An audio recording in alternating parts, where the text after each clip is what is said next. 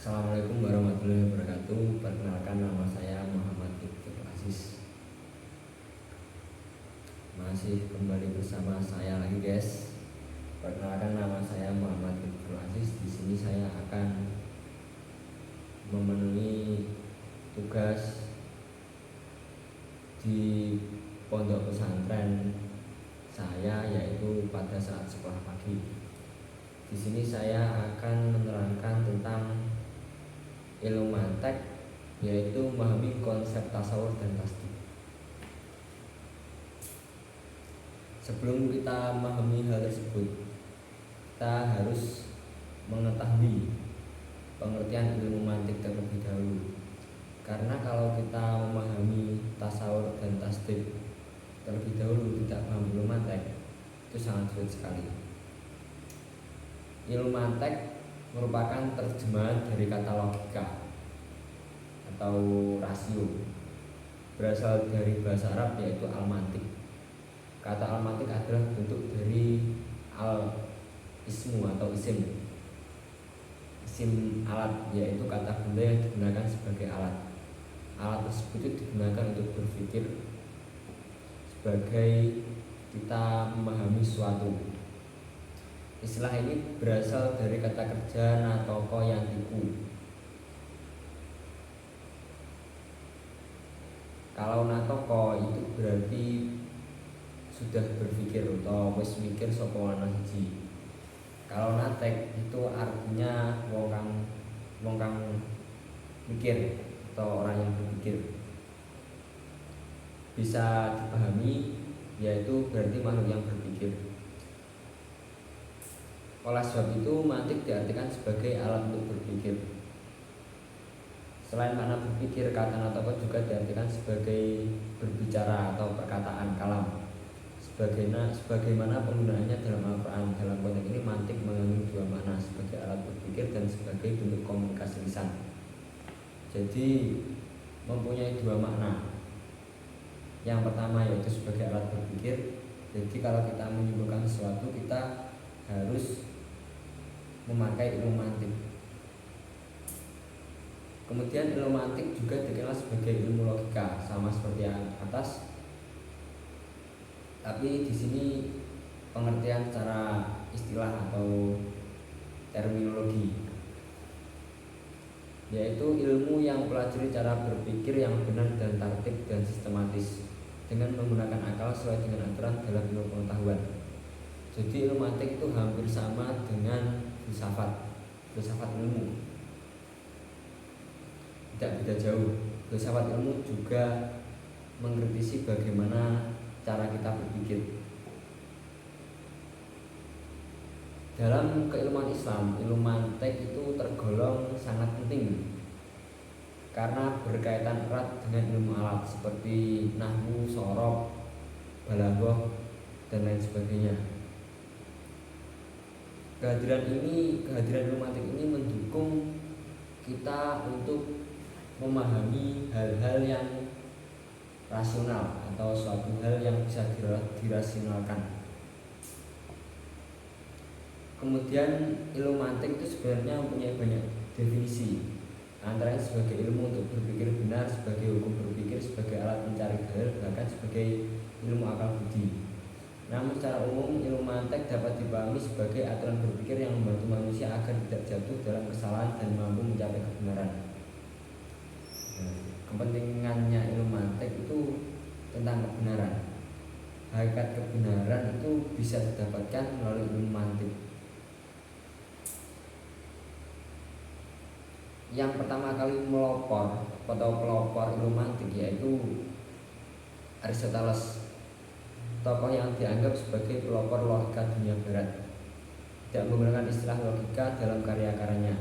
Jadi Aristoteles itu tidak menggunakan kata logika dalam buku karya-karyanya, tapi lebih memilih kata analitik, yaitu sebuah analisa atau analisis argumen kebenaran tentang perkara yang telah diucapkan, dan dialektik atau dialektika untuk argumen yang berangkat dari dugaan atau hipotesis.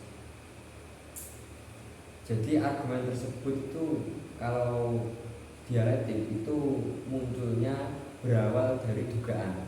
Kita berangan-angan kemudian kita mengungkapkan hal tersebut. Itu disebut dengan dialektik. Kalau dialektika sudah beda lagi. Kemudian epistemologi, mantik dalam perspektif filsafat ilmu.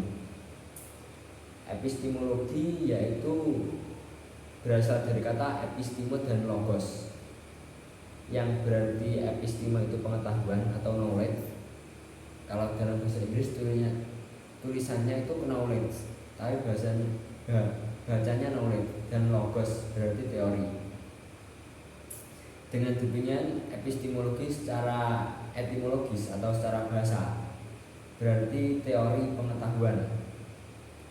Epistemologi ini mengkaji bagaimana proses terjadinya dengan proses mengkaji mengenai apa sungguhnya ilmu mantik, dari mana sumber ilmu mantik, serta bagaimana proses terjadinya.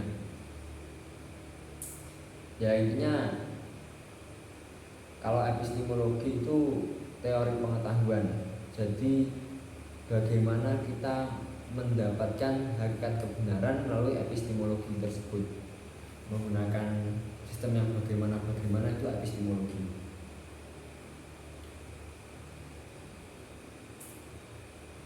Kemudian epistemologi dalam filsafat umum berfokus pada pertanyaan mengenal asal-usul, batasan, validitas pengetahuan. Dalam konteks ilmu mantik, epistemologi bertujuan untuk menjelaskan bagaimana pengetahuan logis dapat diperoleh, disusun, diuji. Ilmu mantik menawarkan suatu kerangka untuk berpikir secara sistematis yang berguna dalam memastikan keabsahan argumen dan kesimpulan yang dihasilkan dari penalaran. Nah, hal kata-kata tersebut itu selaras dengan kata-kata yang diungkapkan oleh Imam Al-Ghazali, yang magnum opusnya itu kitab karyanya Imam Al-Ghazali. Magnum opusnya Imam Al-Ghazali yaitu Ihya Ulumuddin. Ihya Ulumuddin itu mengkaji tentang tasawuf. Saya mendengar dari guru saya bahwa Imam Al-Ghazali itu sebelum mengkaji tasawuf, beliau juga memahami filsafat ilmu atau ilmu mantik.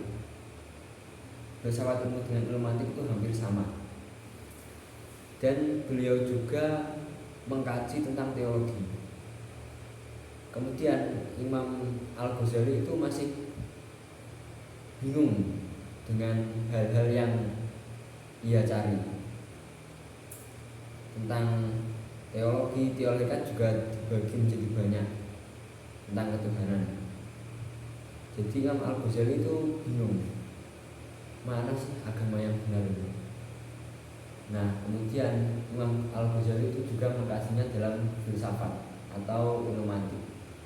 Dia berlogika bahwa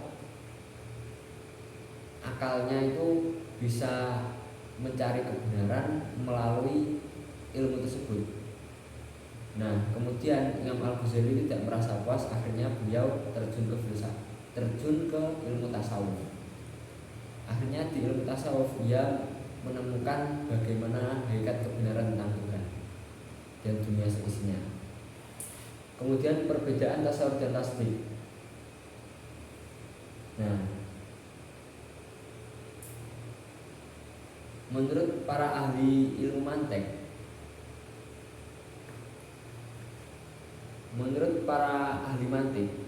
nah, ilmu ialah tanggapan terhadap sesuatu yang belum dikenal sehingga dikenal. Jadi yang dimaksud ilmu itu berawal dari sesuatu yang belum dikenal sehingga bisa dikenal. Seperti kita mengenal wanita. Jadi kita melakukan PDKT yang sebelumnya belum kita kenal, akhirnya kita bisa mengenal orang tersebut. Sesuatu yang dikenal itu ada yang tunggal.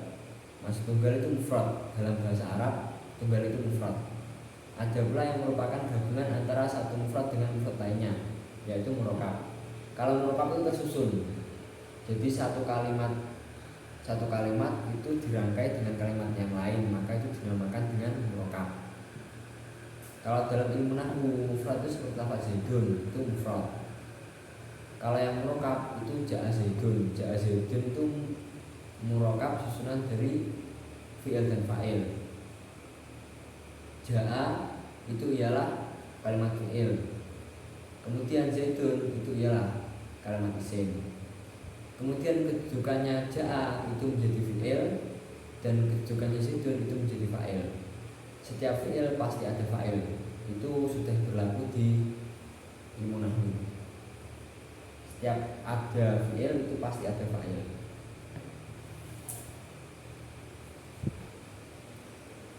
Nah, kalau mufrad itu seperti lafaz ja'a sendiri, jadi tidak digabungkan dengan kalimat lain. Kemudian murokab yang dimaksud di sini itu ialah telah menjadi sebuah kalimat. Nah, sama halnya juga seperti lafaz ja'a zaidun tadi. Jadi ja'a telah datang, sapa zaidun zaid, telah datang zaid. Itu sudah menjadi sebuah kalimat dan tersusun. Oleh karena itu para ahli mantik membagi ilmu menjadi dua bagian, antara lain tasawur dan tasdid. Nah, kemudian di sini kita membahas tentang pengertiannya tasawur dan tasdid. Tasawur ialah ilmu terhadap sesuatu mufrad atau sesuatu yang satu seperti masjid, kota, kerbau, ayam, bola dan sebagainya. Tasawur ada yang dapat dicapai dengan mudah tanpa membutuhkan penyelidikan dan pemikiran, dan ada pula sebaliknya.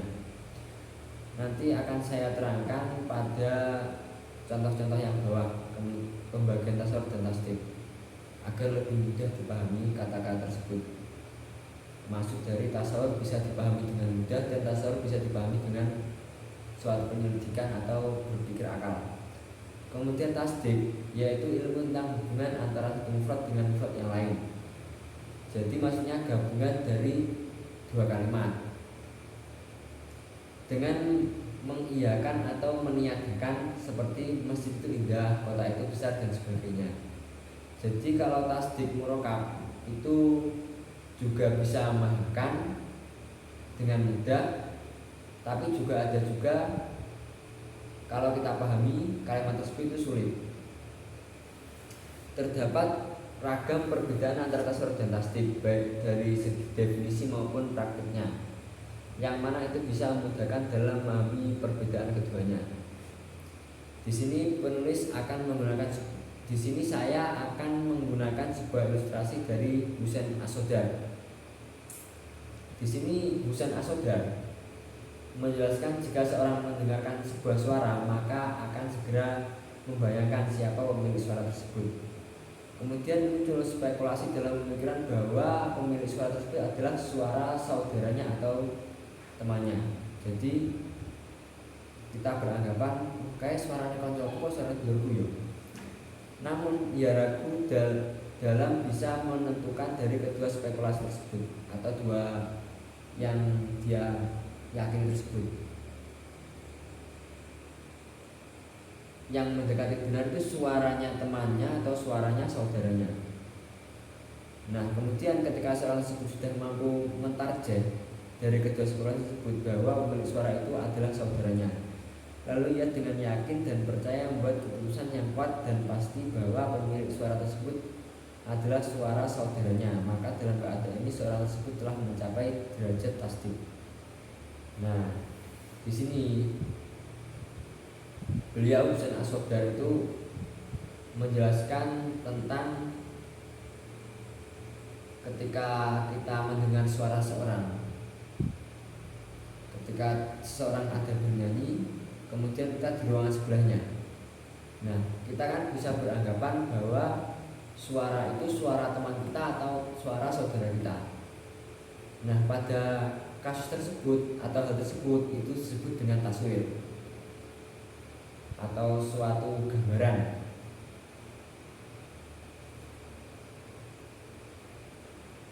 Kemudian apabila kita sudah mentarget, kita lihat orang yang bernyanyi itu siapa. Oh, ternyata orang yang bernyanyi itu saudara saya. Nah, itu sudah dimasukkan ke kategori tasdid. Kemudian masuk ke pembagian ilmu mantik pembagian ilmu mantik tentang tasawur dan tasdek dan hubungannya. Dalam ilmu mantik, tasawur dan tasdek memiliki cabang bagian pembahasan. Dalam hal ini saya akan menjelaskan mengenai cabang tasawur terlebih dahulu. Nah, di sini saya akan menerangkan tasawur terlebih dahulu. Tasawur itu terbagi menjadi dua cabang, yaitu tasawur ad-dhurri dan tasawur an-nadhuri. Kalau tasawur ad-dhurri itu tanpa berpikir panjang itu sudah pasti kita bisa memahami hal tersebut. Namun kalau tasawur an-nadhuri itu kita memerlukan proses berpikir yang mendalam guna mencapai pemahaman atau pengetahuan terhadap hal tersebut. Nah, di sini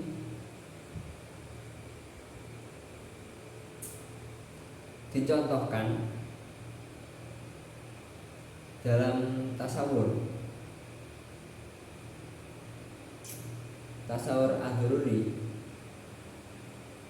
Di sini dicontohkan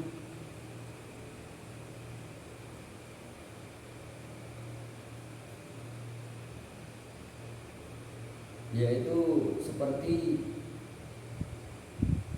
apabila kita berbicara kemudian kita langsung bisa memahami hal tersebut. Seperti masjid itu indah, kan langsung kita bisa membayangkan masjid itu memang indah. Nah, kalau tasawur yang an-nadhuri itu kita sulit memahami hal tersebut. Seperti contoh apabila kita berbicara dengan orang lain, apabila kita berbicara dengan orang lain, kita membicarakan tentang HP. Kamu dari mana? Saya menjawab dari counter. Kemudian dia bertanya lagi, kenapa counter? Karena HP saya rusak. Yang rusak apanya? Yang rusak itu LCD saya yang bagian sini karena terbentur. Nah, hal tersebut itu membutuhkan pemikiran yang mendalam. LCD itu yang mana ya? Nah, itu membutuhkan pemikiran yang mendalam. Atau lebih mudahnya lagi dicontohkan di sini seperti kita memahami tentang malaikat. Nah, apabila kita membayangkan malaikat yang berwujud seperti cahaya, berwarna putih, memiliki sayap, tasawur kita terhadap hal tersebut itu sangat sulit untuk memahami hal tersebut. Sebenarnya malaikat itu bagaimana, wujudnya bagaimana, punya sayap atau enggak, warnanya putih atau enggak. Kan ketika kita berpikir seperti itu, otak kita itu sulit untuk memahami hal tersebut. Tidak seperti tasawur yang ad-dhurri. Tasawur ad-dhurri di sini dicontohkan itu seperti kita kangen kepada kekasih kita. Nah, ketika kita kangen kepada kekasih kita, kita pasti membayangkan kekasih kita tersebut atau pacar kita tersebut. Nah, wajah tersebut itu tidak asing di kepala kita. Mudahnya memahami tasawur ad-dhurri itu seperti itu.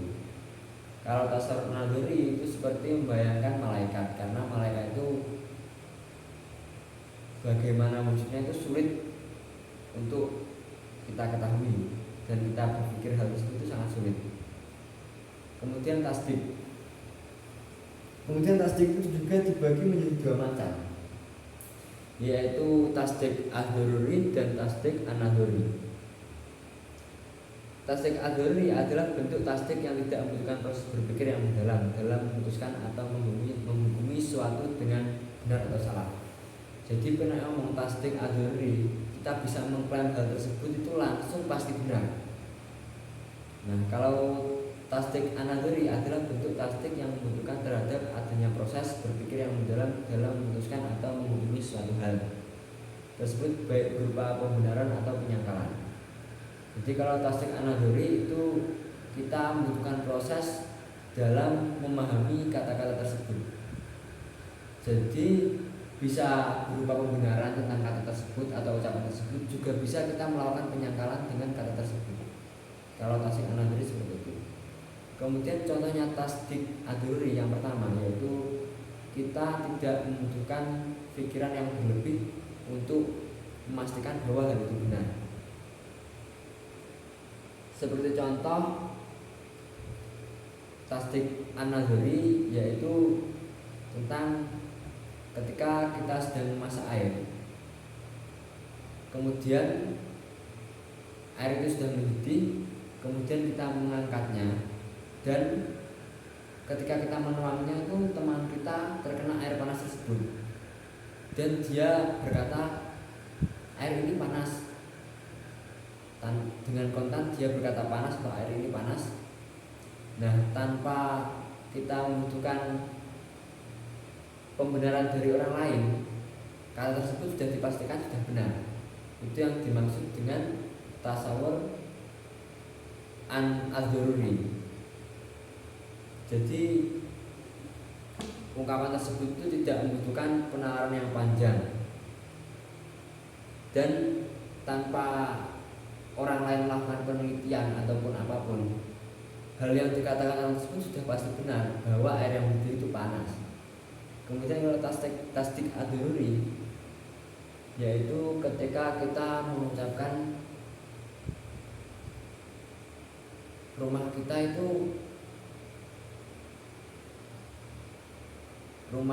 keluarga kita itu romantis. Nah, bila kita mengucapkan hal tersebut, kita itu masih berpikir, kan terkadang masih juga ada konflik, juga ada hal yang lain, menyangkut ekonomi atau lain sebagainya. Kita bisa melakukan penyangkalan dan juga bisa melakukan pembenaran. Ternyata benar keluarga kita itu romantis. Seperti itu.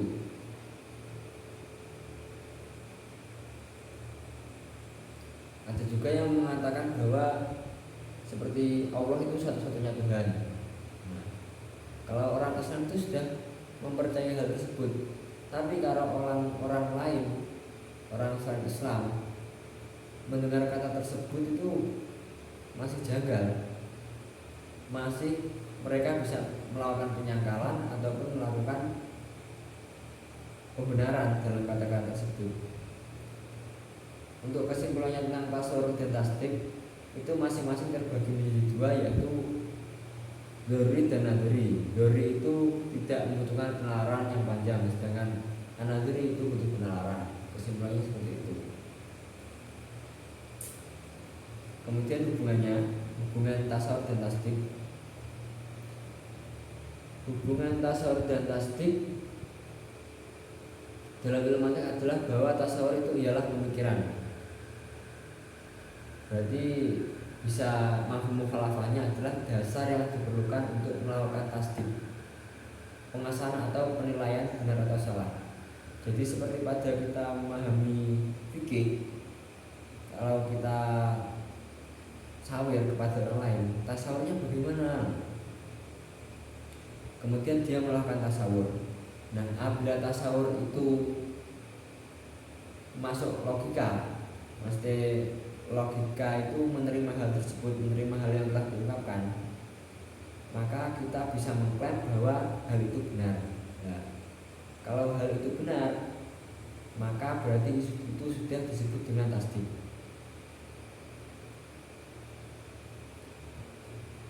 Dengan kata lain, kita tidak bisa menilai kebenaran atau kesalahan sesuatu tanpa terlebih dahulu memiliki gambaran atau konsep tentang sesuatu tersebut. Jadi seperti contoh kalau di fikih itu, seperti contoh pada bab sholat. Nah, pada bab sholat itu dalam masalah sholat sidatul khauf, sholat ketika dalam keadaan perang atau dalam keadaan genting. Kan dalam kitab Fathul Qorib itu dibagi menjadi tiga. Dalam hal pertama kan terdapat referensi atau musonaf itu telah menulis kata tersebut, kemudian kita memahaminya.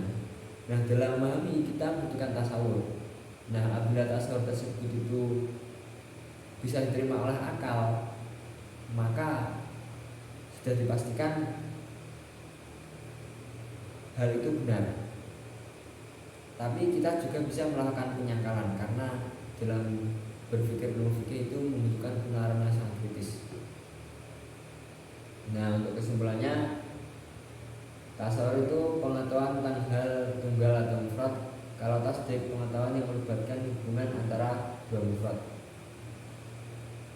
Dan tasawur terbagi menjadi dua, tasawur adzuri dan tasawur an-nadhuri. Kalau adzuri itu tidak membutuhkan penalaran, kalau an-nadhuri itu membutuhkan penalaran. Tasdik juga seperti itu. Kalau tasdik itu dibagi menjadi dua juga, yaitu adzuri dan an-nadhuri. Kalau adzuri itu penilaian benar atau salah tanpa adanya berpikir. Kalau tasdik an-nadhuri itu penilaian benar atau salah, tapi membutuhkan pemikiran yang mendalam atau analisis yang mendalam. Cukup sekian dari saya tentang presentasi atau memenuhi tugas sekolah pagi tentang ilmu mantek, memahami konsep tasawuf dan tasdik. Cukup sekian dari saya. Wassalamualaikum warahmatullahi wabarakatuh.